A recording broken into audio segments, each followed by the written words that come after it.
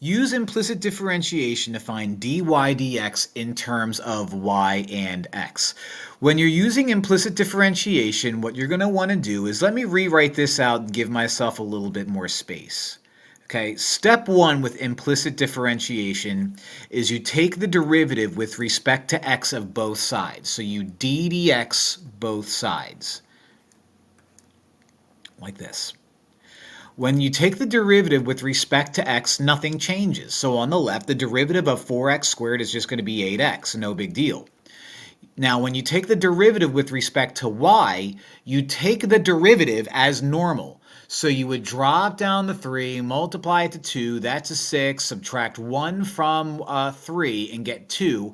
But if you take the derivative with respect to x of y, multiply dy dx to it. So you have to attach dy dx. Some teachers or professors might call that y prime.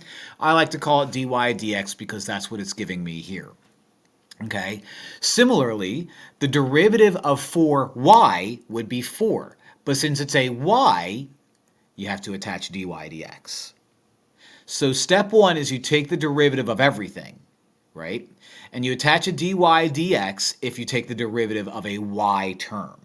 Now, what I do next is I'm going to group all of the terms with dy dx to one side. Happy news, that step is already done. So the next step, which would be like, I guess, step 3, is factor out dy dx. So I still have 8x on the left, nothing changes. Factor out dy dx, and when I factor out dy dx, that leaves me with y squared plus 4.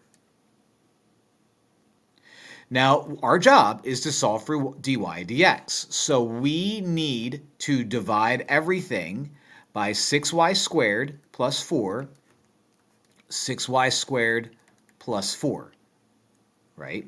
That cancels out. And so you have dy dx, and let me flip things around to make it look proper.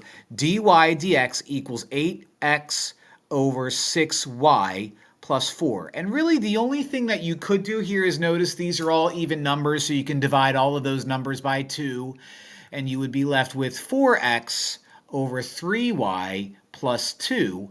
But that's your guy. You are looking at an answer with x's and y's in it because that's how implicit differentiation works. Fun stuff.